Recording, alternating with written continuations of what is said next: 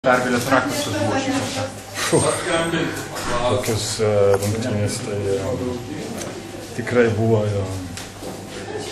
Aš manau, mes žaidėm tikrai labai prastai ir labai džiaugiuosi, kad laimėjom. Matėm, kaip Lietuvos Rytas žymiai sustiprėjo,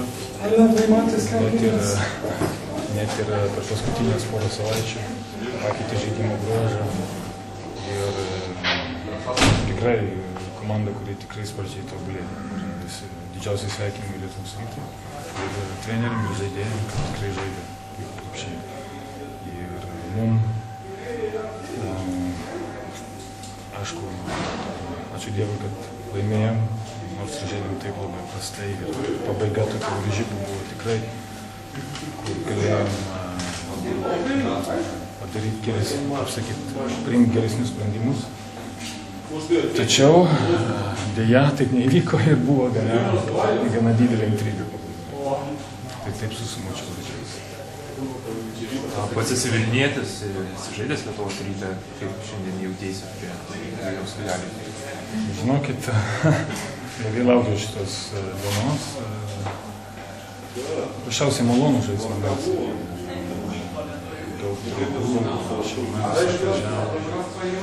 Kažkaip, nežinau, prieš pat varžybas jaučiausi, kad kažkaip trūko energijos. Gal dėl to laukimas buvo per ilgas, bet šiaip varžybos, kai įsibėgėja, tada truputėlį atsigavau. Bet, sakau, esu laimingas, kad laimėjau. Teko girdėti lietuviškų replikų?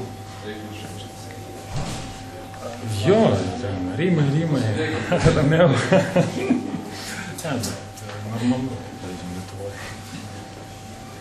Pats minėjai, kad Lietuvos Ryto komanda patobulėjo kuo? Jie žymiai,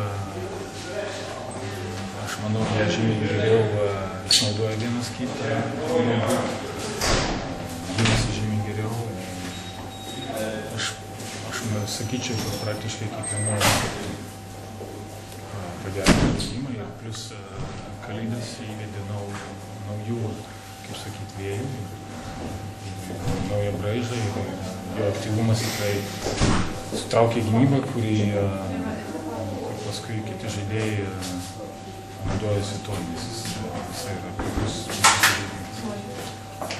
Jūs pergalį išplėšėt pačioje mačo pabaigoje, ką jūs darėt tuo metu geriau? Gynyboje sugebėjom perimti porą kamuolių, bet tuo pačiu ir praradom Valyną. Bet, sakyčiau, ketvirtam kėlinukė mūsų gynyba truputėlį pagerėjo ir sprendimai taip pat puolime buvo truputėlį geresni, mūsų išpildymas pagerėjo. Tai tiek, toks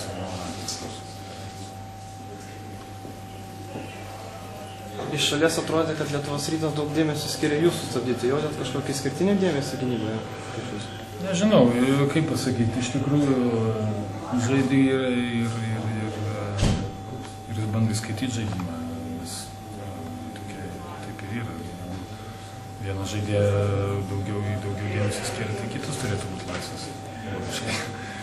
Na, o jei rimtai, tai galbūt daugiau, bet